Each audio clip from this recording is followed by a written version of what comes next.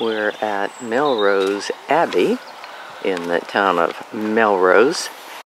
This abbey is known for having the heart of Robert the Bruce buried here. This church was founded in 1136, and then it was destroyed by the English in 1385.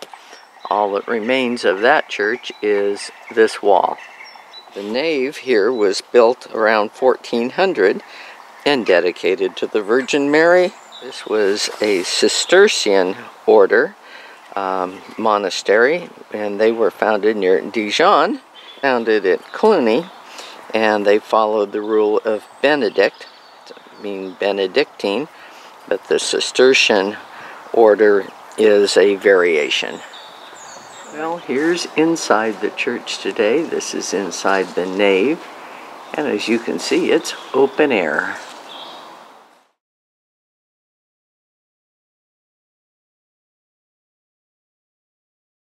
Bell tower is up there somewhere, and to get there is a windy staircase. I'll get it. This is the staircase. Goes a long ways.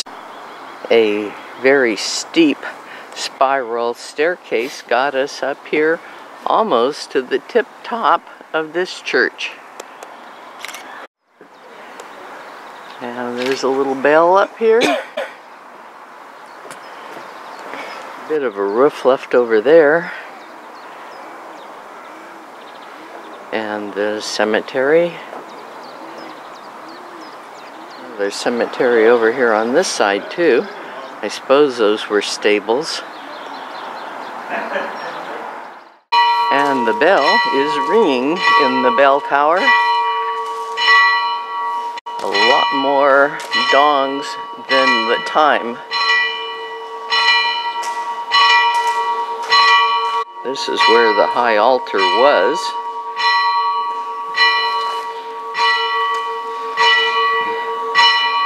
There was a building here where the lay brothers had their dining room and a dormitory.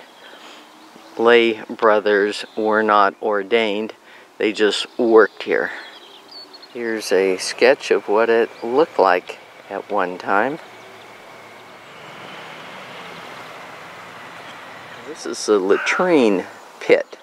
It was flushed by the great drain, which is exposed on the other side of the road. Doesn't look too comfortable. This was a chapter house. A little bit of the foundation is here so you can just kind of get an idea of where it was at. Here's where the heart of Robert the Bruce is buried and his body is elsewhere.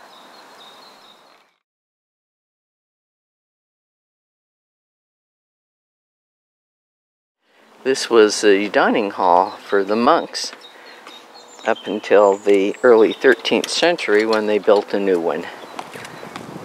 The Cistercians were hugely successful sheep farmers.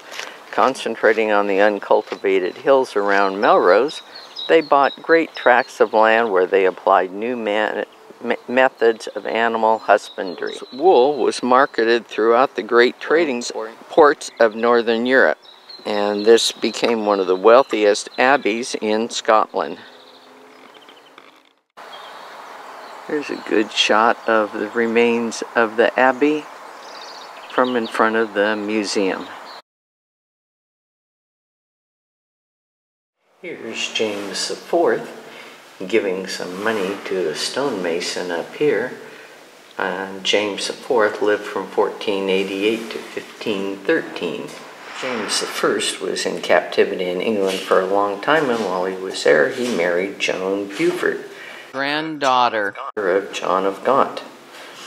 And in 1424, they stopped here on their way to Scotland after his release in England. So these mosaic floor tiles are decorated with a stamped pattern and soaked with a red slip before being cleaned and then covered with a clear lead glaze from the 13th century. An example of all these little stones being used to make a mosaic floor.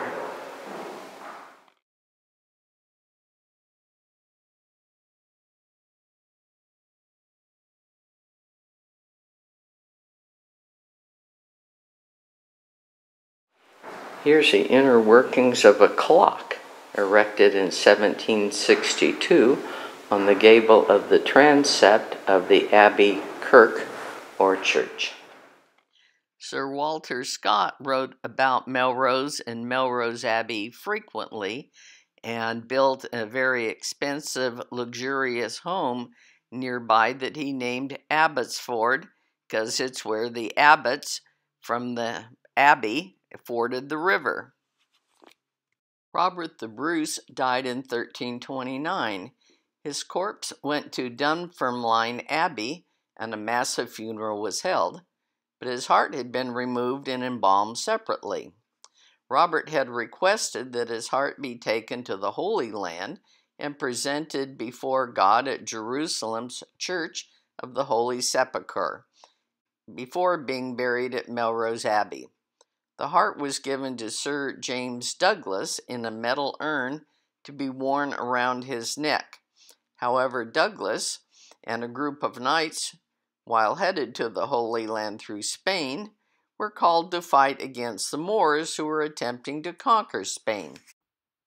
Douglas was killed in a surprise attack, and Bruce's heart was carried back to Scotland along with Douglas's remains.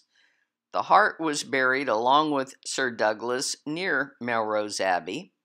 In 1920, it was exhumed and then buried again without a marker. During excavations of the Abbey ruins in 1996, the urn was discovered and confirmed to hold the heart of Robert the Bruce. His heart was finally interred within Melrose Abbey almost 700 years after he had initially requested it.